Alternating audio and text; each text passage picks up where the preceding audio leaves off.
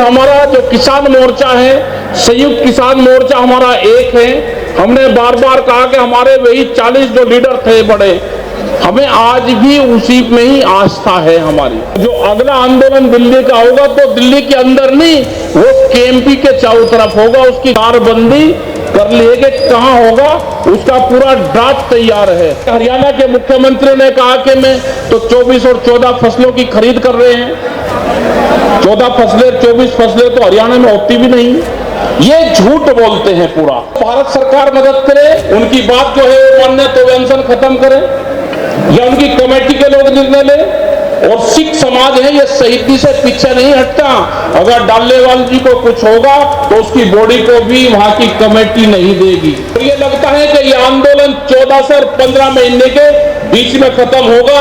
अभी वो आंदोलन 4 से 5 महीने और चलेगा। राकेश टिकैत साहब लोगों को संबोधन करेंगे, पहले उनका ये भाषण सुनते हैं वो इसमें क्या कहते हैं, उसके बाद फिर हम दोबारा लौटते हैं आपके पास। क्योंकि 4 साल पहले 22 जनवरी 2021 को भारत सरकार से हमारी जो नेता थे हमारे एसकेएम के, उनकी बातचीत हुई थी। 4 साल से भारत से कोई बातचीत भारत सरकार से नहीं हुई। वे बहकाते रहेंगे, काम नहीं करेंगे। किसान संगठनों को मोर्चे का तोड़ने का काम सरकार करेगी। कुछ लोग उनके बहकाव में भी आएंगे। ये नहीं कि लोग हमारे बहकाव में नहीं आ रहे, बहुत लोग बहकाव में आएंगे, जत्थेबंदियों को तोड़ने का काम करेंगे, नई जत्थेबंदी खड़ी करेंगे। ये सब सरकारों की पॉलिसी है। लेकिन हमारा जो किसान मोर्चा है, संयुक्त किसान मोर्चा हमारा एक है। हमने बार बार कहा कि हमारे वही 40 जो लीडर थे बड़े, हमें आज भी उसी में ही आस्था है हमारी। आप इकट्ठे रहोगे तो जीत होगी। लड़ाई हर मोर्चे की, हर जत्थेबंदी की अलग अलग चली हुई है। ये मीटिंग भी जैसी यहाँ पे टोहाना में मीटिंग हुई, इस तरह की मीटिंग हमने उत्तर प्रदेश में, तमिलनाडु में, केरला में, वहां पे इस तरह की सब मीटिंग चली हुई है। उग्रा जी जैसे बोल गए कि दिल्ली की मीटिंग फिर कब होगी, दिल्ली की मीटिंग के लिए आप फिर तैयारी करनी पड़ेगी। और जो अगला आंदोलन दिल्ली का होगा तो दिल्ली के अंदर नहीं, वो केएमपी के चारों तरफ होगा। उसकी कारबंदी कर लिए कि कहां होगा, उसका पूरा ड्राफ्ट तैयार है। वो हम संयुक्त मोर्चे को देंगे कि अगला जो आंदोलन दिल्ली में होगा, जब भी होगा, वो कहां पर होगा, वो होगा केएमपी के आसपास। जो केएमपी है दिल्ली को चारों तरफ से एक बाउंड्री है, उसके वहां पर होगा जब भी वो आंदोलन हो। लेकिन हमको एमएसपी गारंटी कानून के लिए एक विचारधारा पूरे देश को बनानी पड़ेगी। जैसे हरियाणा के मुख्यमंत्री ने कहा कि मैं तो 24 और 14 फसलों की खरीद कर रहे हैं। 14 फसलें 24 फसलें तो हरियाणा में होती भी नहीं। ये झूठ बोलते हैं पूरा। हमने कहा कि सरकार को जो खरीद करनी वो खरीद कर ले, लेकिन व्यापारी जो खरीद करता है वो एमएसपी से कम पे खरीद ना करें। आपने देखा होगा कि बिहार के लोग आपके यहाँ पे मजदूरी करने आते हैं, वे बिहार के किसान हैं सब, लेकिन वहां पे मंडियां बंद होगी, उसको बाजार समिति बोलते हैं। वहां पे जो चावल का रेट है, जो धान का, जो जीरी का रेट है, वो 800 से 1200 रुपये क्विंटल है। वे इस रेट में बेचते हैं। वहां पे जो मक्का बेचते हैं, जो पूरे देश में बेहतरीन क्वालिटी की मक्का पैदा होती है, वो 1400 से 1600 रुपये क्विंटल बिकती है। वहां पर सूरजमुखी की खेती होती है, गन्ने की होती है, बहुत बेहतरीन वेजिटेबल फल सब्जी पैदा वहां पर होती है, लीची वहां पर पैदा होती है, लेकिन उन किसानों को भाव नहीं मिलता। तो इसीलिए बिहार के किसान ने बिहार को छोड़ के मजदूरी करने लगे या फिर पढ़ाई करने लगे। यही हाल कश्मीर का है, क्योंकि कश्मीर जो श्रीनगर ऊपर है, जहां पर सेब का उत्पादन होता है, उन किसानों को कैसे बर्बाद कर रहे हैं कि वे मुस्लिम समाज के लोग हैं। उनको बर्बाद करो तो उनको जो सेब का फसल है उसको ट्रकों के द्वारा रोका गया और 22 दिन तक उनके ट्रक रोके गए। जो काले कलर का सेब अंदर से निकला था 2 साल पहले, वो वही खेत थी। उन किसानों को करीब एक ही झटके में 3000 करोड़ रुपए का नुकसान करा।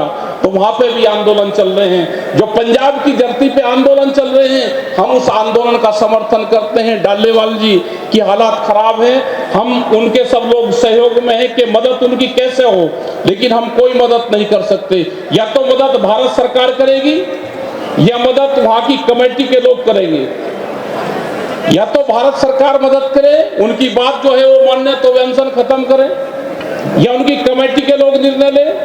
और सिख समाज है ये शहीदी से पीछे नहीं हटता। अगर डालेवाल जी को कुछ होगा तो उसकी बॉडी को भी वहां की कमेटी नहीं देगी, वो वही रखेंगे उसकी बॉडी को भी। उसके बाद में दूसरा किसान भी शहीद होगा। लेकिन ये चिंताजनक बात है। हमने संयुक्त मोर्चे ने एक 6 मेंबरी कमेटी बनाई कि उन लोगों से बातचीत करें। शायद एक बार बातचीत हुई भी है, लेकिन कोई बातचीत सिरे नहीं चढ़ी। और ये लगता है कि ये आंदोलन 14 से और 15 महीने के बीच में खत्म होगा। अभी वो आंदोलन 4 से 5 महीने और चलेगा। आप अपने संगठन पे ध्यान रखो, अपने संयुक्त मोर्चे पे ऊपर ध्यान रखो। आपका संयुक्त मोर्चा मजबूत है, हताश होने की जरूरत नहीं है। उग्रा जैसे अगर संगठन साथ में है तो घबराने की बात नहीं। हमने उग्रा साहब को कहा कि जिस तरह से आप अपने संगठन आपने बनाया है, ये संगठन का हुनर जो है ये हमको भी दे दो।